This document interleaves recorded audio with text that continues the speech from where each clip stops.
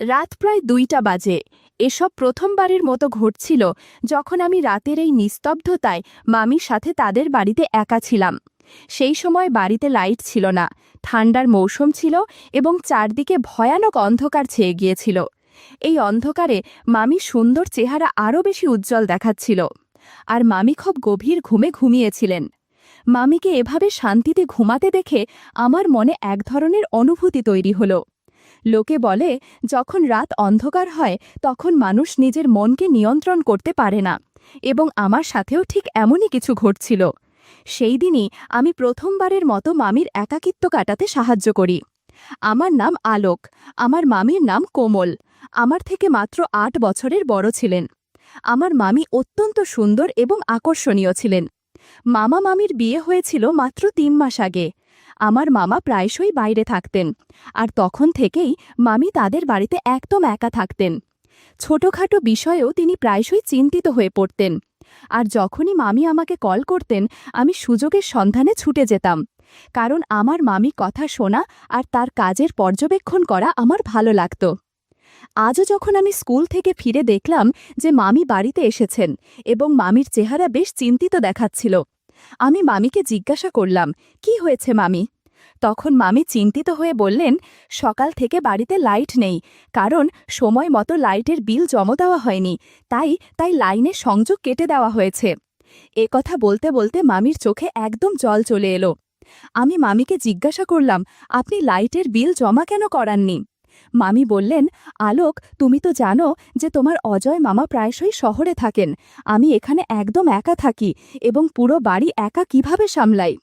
আমি লাইটের বিল কোথায় রেখে ভুলে গিয়েছি, তাই জমা দেওয়ার কথা মনে থাকেনি এবং লাইন কেটে দেওয়া হয়েছে।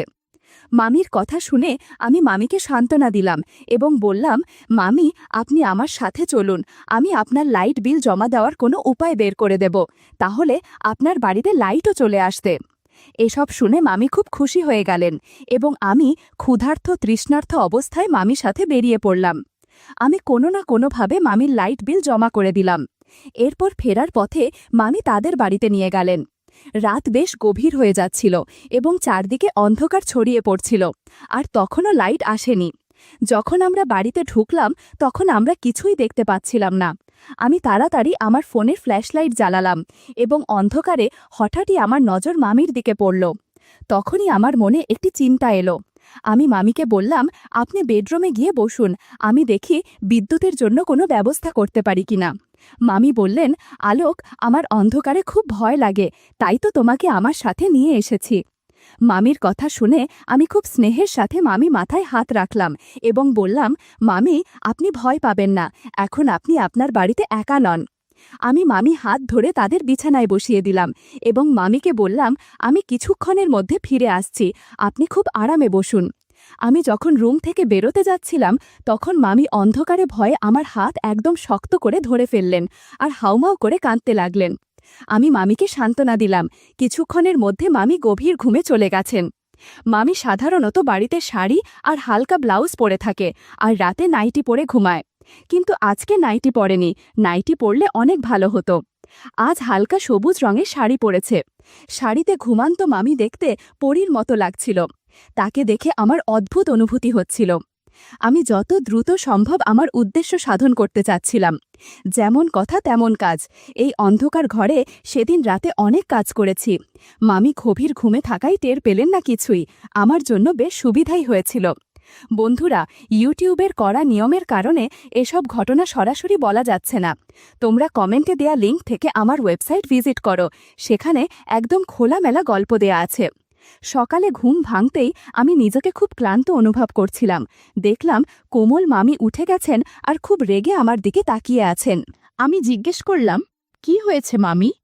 আপনি আমাকে এভাবে তির্যক দৃষ্টিতে কেন দেখছেন? এক মুহূর্তের জন্য আমার মনে হলো, মামি কি জানতে পেরেছেন যে আমি গতরাতে কি করেছি? মামি বললেন, অর্ধেক দিন চলে গেছে, আর আলোক, তুমি এখনো ঘুমোচ্ছ? তাড়াতাড়ি ওঠো আর বাড়ি চলে যাও, দিদি তোমার জন্য চিন্তা করছেন। আমি মামির হাত ধরে আমার পাশে বসালাম। মামি বললেন, বেশি আদর দেখানোর দরকার নেই, আমি সব জানি। রাতে তুমি আমার বিছানায় কেন ঘুমিয়েছিলে আলোক? তুমি আমার সাথে একদম ভালো করনি। আমার বাড়িতে আরও রুম আছে, তুমি চাইলে লবিতে ঘুমাতে পারতে। মামির কথা শুনে আমি লজ্জায় মাথা নিচু করে ফেললাম। মনে হলো মামি শুধু এতটুকুই জানেন। আমি তার কথা উপেক্ষা করে স্নান করতে চলে গেলাম। একটু পর যখন বাড়ি ফিরলাম, মা খুব রেগে বসেছিলেন। মা বললেন, আলোক, তুমি এতক্ষণ কোথায় ছিলে? আজ ফিরেছ? আমি মাকে বললাম, মামি অন্ধকারে খুব ভয় পেয়েছিলেন, তাই বাড়ি আসিনি। এখন সকালে মামির বাড়িতে লাইট চলে এসেছে, এখন মামির আর কষ্ট হবে না। মা বললেন, তোমার মামি ছোট ছোট বিষয় নিয়ে টেনশন করার অভ্যাস হয়ে গেছে।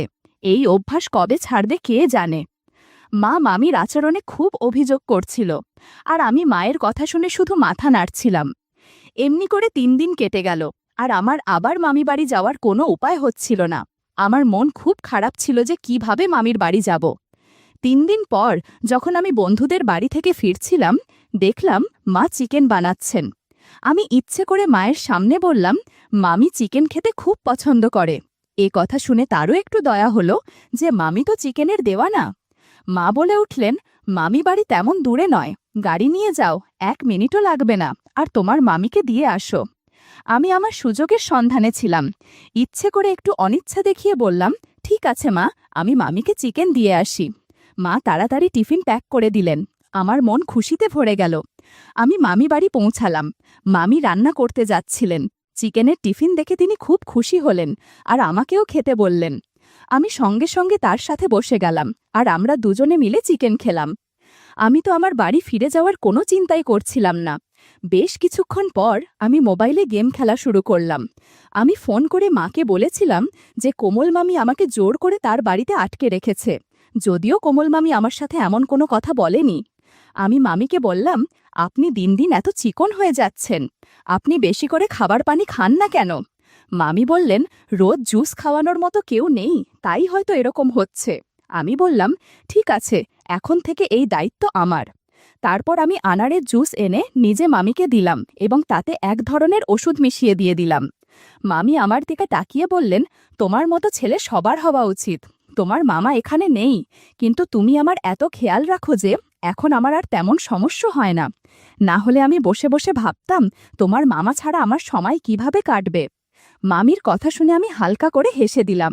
মামি কি জানতেন যে আমার এই সাহায্যের পিছনে কি উদ্দেশ্য লুকিয়ে আছে? আমি তো সবসময় সুযোগের খোঁজে থাকতাম। মামি সেই জুস খাওয়ার পর খুব গভীর ঘুমিয়ে পড়লেন। গত রাতের মতো আজকেও একটি কাজ করলাম। পরের দিনও আমি সকালে অনেক দেরি করে উঠলাম। যখন উঠলাম, মামিও আমার সাথে উঠে পড়লেন আর বললেন, তুমি রাতে আমার বাড়িতে কাটিয়েছ, তোমার মা খুব চিন্তিত হবেন। আমি বললাম, না মামি, আমি মাকে ফোন করে বলেছি, তাদের কোনো টেনশন নেই, মা নিশ্চিন্তে বাড়িতে আছেন। দুপুরের দিকে প্রায় 1টার সময় আমি বাড়ি ফিরে এলাম। মা আমাকে বললেন, তোমার পড়াশোনায়ও একটু মন দাও, না হলে তুমি তোমার মামি চাকর হয়ে যাবে আর তোমার পুরো জীবন নষ্ট হয়ে যাবে। আমি মাকে বললাম, মা, আপনি কি ধরনের কথা বলছেন? সে আপনার ভাইয়ের স্ত্রী, একা বাড়িতে থাকেন, যদি আমরা মামির কিছু কাজে লাগতে পারি তাতে কি ক্ষতি? এখন আমি ঠিক করেছি যে আমি প্রতিদিন রাতে মামির বাড়ি যাব, যাতে তার পাশে থাকতে পারি। আশেপাশের প্রতিবেশীরা বলেছে যে এখন গ্রামে অনেক চুরি হচ্ছে, এই অবস্থায় মামিকে একা রাখা ঠিক হবে না। আমার কথা শুনে মা টেনশনে পড়ে গেল আর বলল, ঠিক আছে, তুমি রোজ রাতে তোমার কমল মামির বাড়ি যাও, কিন্তু সকালের সময় মতো ফিরে আসবে। এরপর থেকে আমি প্রতিবার আনার জুস নিয়ে মামির বাড়ি পৌঁছে যেতাম। সেই জুসে ওষুধ মিশিয়ে তাকে দিতাম, আর মামি গভীর ঘুমে পড়লে আমি আমার সুযোগের সদ্ব্যবহার শুরু করতাম। এখন আমি আমার এই কাজে খুব খুশি ছিলাম। আমি খুব সহজেই মামিকে বোকা বানিয়ে দিতাম। মামি এখন প্রতি রাতেই আমাকে তার বাড়িতে থাকতে বলতেন, এবং এখন মায়েরও কোনো টেনশন ছিল না। কিন্তু এটা আমার জন্য খুব কঠিন হয়ে পড়ছিল যে রাতে এত পরিশ্রমের পর আমাকে সকালে খুব তাড়াতাড়ি উঠতে হতো। একদিন কোনোভাবে মামির আমার ওপর সন্দেহ হলো। সেই রাতে আমি জুস নিয়ে মামির রুমে গেলে মামি বললেন, আমি জুস খাওয়ার কিছুক্ষণের মধ্যেই গভীর ঘুমে পড়ে যাই এবং একবারও রাতে উঠি না, যদিও আগে এমন হতো না। আজ দুপুরে ঘর পরিষ্কার করার সময় যখন ডাস্টবিনে আবর্জনা ফেলতে গেলাম, তখন একটা ওষুধের প্যাকেট আর একটা বেলুনের প্যাকেট দেখতে পাই। আমার বাড়িতে এসব কিভাবে এলো? মামির কথা শুনে আমার টেনশন হতে শুরু করলো। আমি না বোঝার ভান করলাম। আমি মামিকে ভুলভাল কিছু একটা বুঝিয়ে দিলাম। এরপর মামি এই বিষয়ে আর কিছু বললে না। বরাবরের মতো মামি আনারসের জুসের গ্লাস শেষ করে ফেললেন এবং আমার সাথে কথা বলতে শুরু করলেন। আমি মনে মনে খুশি হলাম। কিছুক্ষণ পর মামি আবার ঘুমিয়ে পড়লেন এবং আমি আমার কাজে মগ্ন হয়ে গেলাম। এসব করতে আমার প্রচুর আনন্দ লাগছিল। আমি কখনো ভাবিনি যে এত সহজে সব পেয়ে যাব। তিনি কখনো আমার উপর সন্দেহ করেননি আর বুঝতেও পারেনি যে আমার উদ্দেশ্য কী।